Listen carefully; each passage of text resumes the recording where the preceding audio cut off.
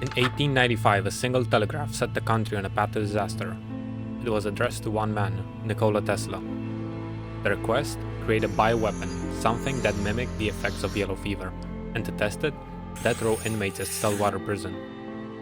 This is the story of Agent 15, the zombie outbreak, and the dark, forgotten history of deadrails.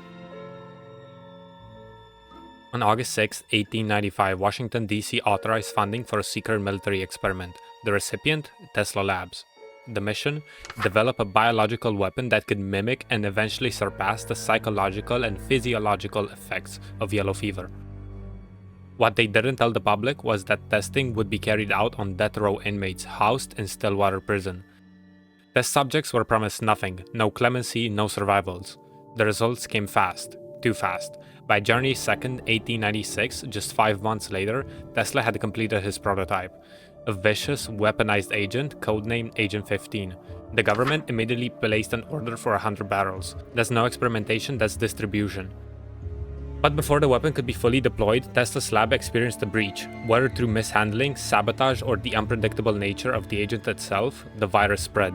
Tesla, his researchers, and the staff were all infected. In a last-ditch effort to preserve his mind, Tesla arranged to have his brain removed and placed in a containment jar. A final note was left behind, urging the top scientists to rebuild him before the infection could reach his brain. He was never recovered. The lab was abandoned. The outbreak, however, had already begun to spread far beyond New York. Nearly 2 years later, on February 6, 1898, another player enters the story, Captain Prescott. Stationed in a military outpost, Prescott received orders from Washington to hold a shipment of barrels labeled Agent 15. These weren't test samples. These were full deployments. He was told to store them for 2 days until they could be loaded onto a nearby naval vessel, the USS Maine. Now, here's where it gets dark. Just 10 days later, another urgent telegraph arrives. It doesn't mention troop movements, safety protocols, or follow-up instruction. Instead, it demands one thing: burn all prior telegraphs that mention Agent 15 or the USS Maine. Report when done. A day later, Washington pushes again, threatening Prescott with desertion, cowardice, and even defection to an enemy nation if he doesn't respond. But Prescott never replied. No orders were acknowledged, no reply ever sent. It's assumed that he and his men had already been exposed to Agent 15 by that point, either through accident or a breakdown in containment. What's worse, the USS Maine would go on to explode later that same month, becoming a key event that triggered the Spanish-American War. Was Agent 15 being loaded up for combat? Was the explosion a cover-up? Or was it sabotage, meant to erase all traces of the failed bioweapon? We don't know. What we do know is that Captain Prescott and his entire unit were never seen alive again. Their undead remains now roam Fort Constitution, guarding whatever secrets were buried with them. But the cover-ups didn't stop there. On February 4, 1898, Stillwater Prison, the original testing ground for Agent 15, erupted in chaos. A riot broke out.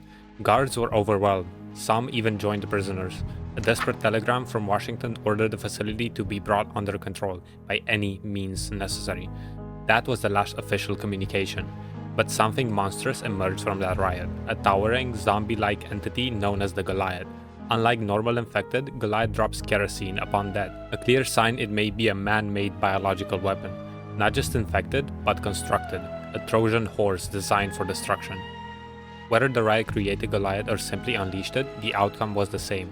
The prison fell, and no survivors were ever confirmed. By June 1899, the disease could no longer be hidden. On June 21st, reports of a new flu-like illness began surfacing across the United States. Symptoms started as fever and chills, but quickly escalated into violent episodes, mental instability, and unprovoked aggression. It wasn't just a sickness, it was a transformation. One day later, entire towns, including parts of San Antonio, were looting themselves into chaos. People were panicking. Authorities told them to limit exposure, but it was already too late. On June 25, 1899, just 4 days into what would become the zombie plague, President William McKinley declared martial law. He called for citizens to enlist, pick up arms, and fight back against an invisible enemy the government had once hoped to control.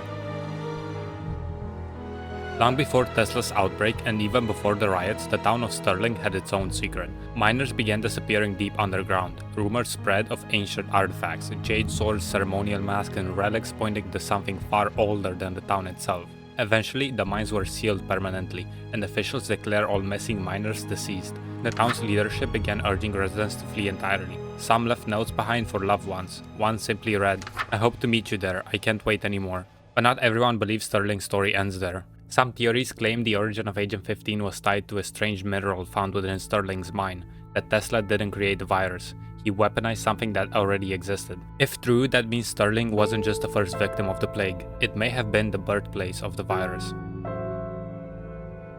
As the nation crumbled, a new ideology rose from the ashes. The infected prisoners of Stillwater, likely those experimented on by Tesla, began organizing. They called themselves the Covenant. But they didn't see the virus as a curse, they saw it as an evolution. Their commandments are simple but chilling. Zombies shall not be harmed for any reason. Any outside human is an enemy. The survival of the Covenant comes before the individual. They are immune, they are organized, and they believe the future of humanity belongs to them. Then, when everything seemed to go downhill, something happened. On July 5th, 1899, a breakthrough was reported in San Antonio. A cure had been found by Mexican scientists. The announcement was immediate. Survivors were told to head south to receive treatment. This is where your journey begins. You are one of the last uninfected survivors. Boarding a train that cuts through the desert wastelands, you must fight your way past outlaws, infected, and worse. Those who no longer fear death, because they've already lost everything. The tracks ahead are blood-stained, the towns are hollowed out, and the line between humanity and monstrosity gets thinner with every mile. This is deadrails, and if the plague doesn't kill you, the truth will.